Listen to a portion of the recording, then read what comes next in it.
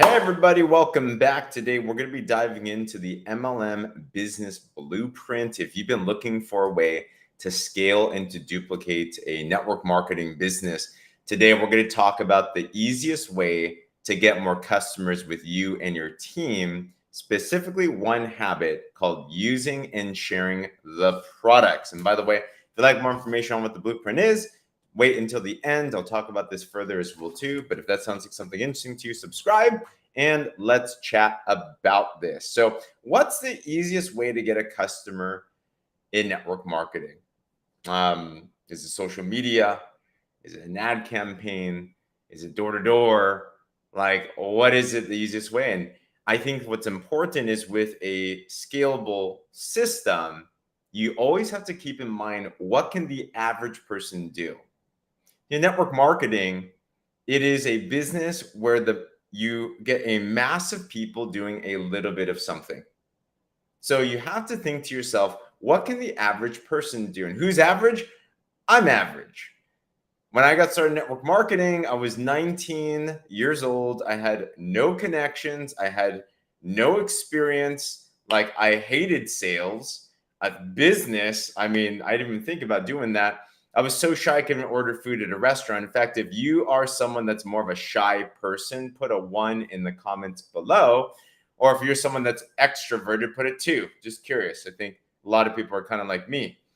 So when I got involved in the business, the biggest question I had was, how do I get a customer? And what's something that I could do?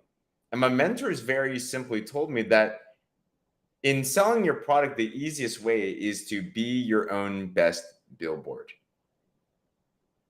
to share your journey.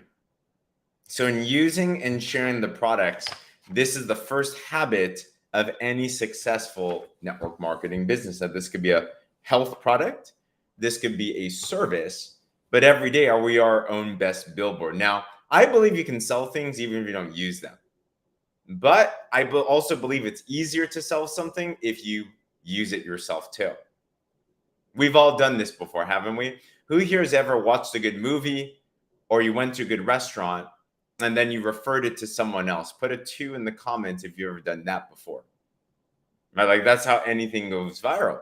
So in your network marketing business, if you just implement that personally, but then you also teach others to do that too in simple, effective ways, you can see how it'll be simple to be able to get a customer.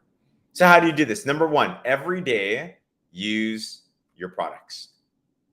Be the number 1 billboard of your product. So for example, one product that I promote is this one. This one helps to boost up human growth hormone naturally. Well, I won't make a claim, but it can help support that type of stuff. So every day, am I using this? Every day, are you using your product? If someone were around you and surveilling your life 24/7, would they actually believe that you are a product of your product? So number 1, use it. Number 2, share it. What does sharing it look like? What's up, everybody? Welcome, welcome. Sharing your product could be, this is one way to share. I'm doing a live and I'm telling people I'm actually doing this.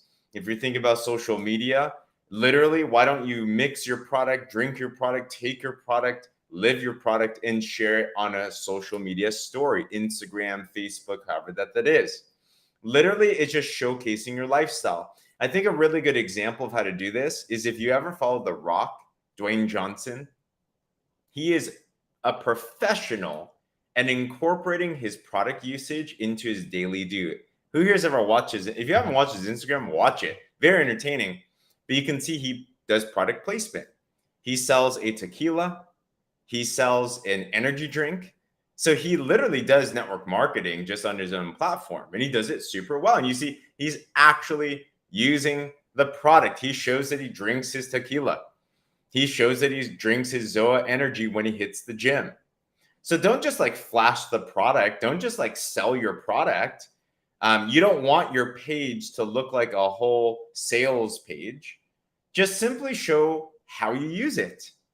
Show you in the act of using it, right? So using the product. Another thing that you want to do that gets a lot of attention is to document your experience, to document your transformation of your product.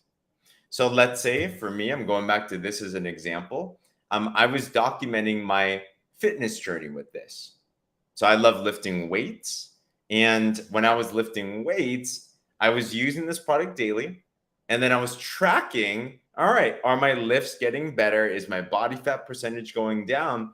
And I noticed that after a couple of months of using that product, I went back in the gym. And there's something called the 1,000-pound club. It was one of my goals. If you go to the gym, you know what that is. But it is the 1 rep max lift of your bench press, your deadlift, and your squats. And if you're able to add those weights up together, and it's 1,000 pounds, that's called the 1,000-pound club. I'd never done this before. I always got really close. But I documented this lifting journey just to be my own best billboard. And I noticed that I went in, I didn't change anything else except adding this in. And my max lifts went up on all of those lifts. And I actually surpassed the 1,000-pound club. So are you documenting your transformation journey?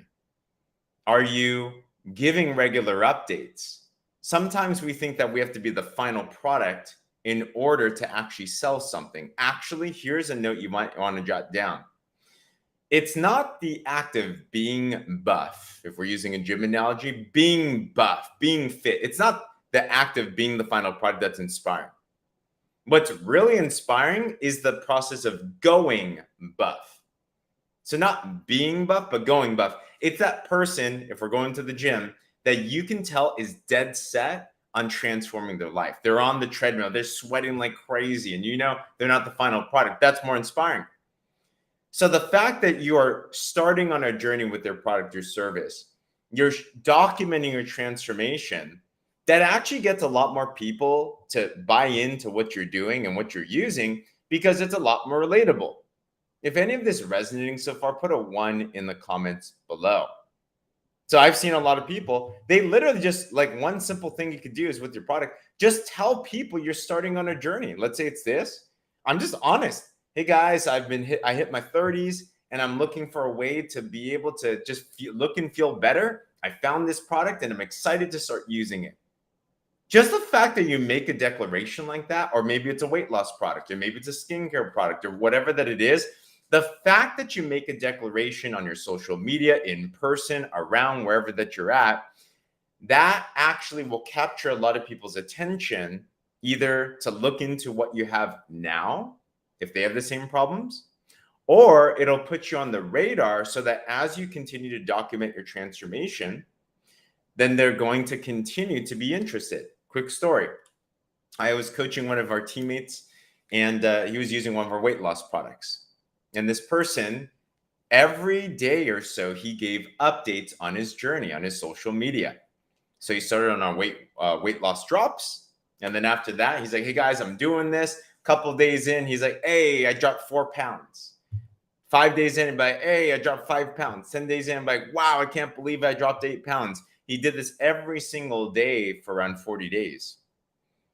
And almost every single time he made an update on his personal journey, he actually had people ask him buy-in questions about the product. In fact, this guy, by the time that he got his ultimate transformation, he lost 43 pounds in 40 days on that system. This person eventually got to a level that was $1,000 a week in the company. He bought not 1, but 2 of his dream cars with his business. And what did he do? He was using the product, he was sharing the journey, and then he was helping those that were attracted to that journey. So just know, you don't have to hide like a little ninja as you're getting your transformation. Make it public, make it known, share it with everyone around you, gain accountability. It's the easiest way to be able to get a customer. Another thing you want to understand when you're using and sharing your product is how to tell an effective story. Facts tell, stories sell. One of the most important skill sets that we learn in our business is how to tell a good story. And what's a good story? A good story has 3 parts to it. There's a before, a then, and a now. A good story is to the point. A good story is one that in a couple of minutes, you can talk about it. Have you ever heard someone go on a long-winded story that ended up having no point? Like it's like it has you pull your hair out. You're like, why did I waste 5, 10, 20 minutes? Right? And I'm glad that this is helpful. So know in your story with your product, if you want to sell more products, you have to know how to sell your story. So for example, what do you put in your before, your then, and your now? In your before, talk about the challenges and the struggles that you're facing that said product or service can help. So I'll just use the example again. Let's say this product can help with things like anti-aging, things like better sleep, things like more fat loss. So what I'm going to say in my before, as I'm sharing my story, is, hey, when I hit my 30s, I noticed that I needed more sleep. My energy levels were going down. And it was just like I kept on getting injured in the gym. Right? So label a couple of challenges that you were facing that your product can solve. So before, you're then. This is now when you introduce your potential solution. Then I heard about this product. Then I heard about this service. Then I heard about whatever that it was. And I decided to give it a shot. If you're jotting down notes, people don't buy products, people buy solutions. They don't buy your product, they buy a solution. They're trying to solve something in their life. So you want to address the problems that your product can solve in your story. You then want to introduce the product. And then the third aspect to a story is the now, before, then, now. What happened? What was the testimonial? Right? So that could be, and afterwards, I felt like I slept like a baby. Afterwards, my fat loss was just like really good. Afterwards, my strength went up. I hit the 1,000-pound club. Afterwards, like I feel like I'm younger now.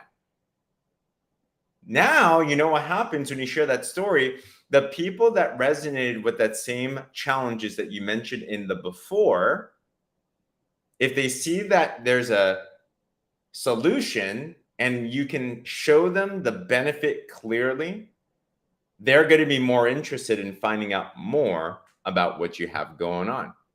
Comment me below if this makes sense. You have to get really good at sharing and crafting your story and do a lot of them. Final thing in using and sharing the product is this, is emphasize the benefit of staying on subscription or on auto delivery or on a recurring, whatever it is that your service, your product is. Because if you want to sell more products with you and your team, then we need to make sure that whatever that is that they're using is baked into the culture. It is like an expectation that we love our product so much that we're using it regardless.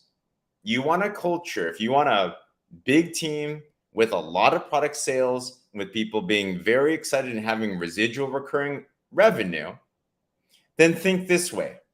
There's two cultures you can have. One is the culture of we only buy the product or use the service if we're making money. So it's more of a business tool rather than a personal want usage type of thing. Here's the second culture I'd recommend. The second culture is getting paid or not, doesn't matter. I love this product so much, I'm going to use it anyway. And I'm going to stay on a subscription because I'm incorporating it into my lifestyle. Question. Which culture, the first one where people are only using the product or service just because they're getting paid or not for a business purpose? Or is it the second one where people love the product so much that they're constantly using it, they're on subscription? Which one pays better? Obviously the second one. That leads into the residual income that there is. And that's a cultural thing, but the culture starts from the top. The culture starts from the leader. So you have to look back to yourself and ask, am I truly and genuinely loving the product so much I'm going to use them anyway? Am I on subscription? Am I excited about it? Or am I complaining about it? Shift the standard. And as you use and share the product, as you get your transformation, as you learn how to share your story, as you're actually on subscription for your product, you're going to start to see how this, as daily method of operation number 1 out of 5 in your business, can actually start to duplicate into scale into something ginormous. All right. So hopefully that's helpful. We're going through the MLM business blueprint. I believe there's 5 things to do every single day. We're breaking those down right now, and apologize if there's background noise. We are doing landscaping as we speak. But if that was helpful, let me know in the comments below. If you're not subscribed, be sure to subscribe. And by the way, if you're in network marketing and if you like a done for you business system to scale and duplicate your business, if that's been something that is a struggle for you, I do have what's called the MLM business blueprint. So there's a video that I'd love to share with you, and it'll go over exactly what this whole thing is, but imagine it's with your business. If you like information on that, shoot me a message or comment blueprint, and I'll share that video with you as well too. All right, hopefully this is helpful. I'll tune in again on another day, and we'll go over DMO number 2 next. On that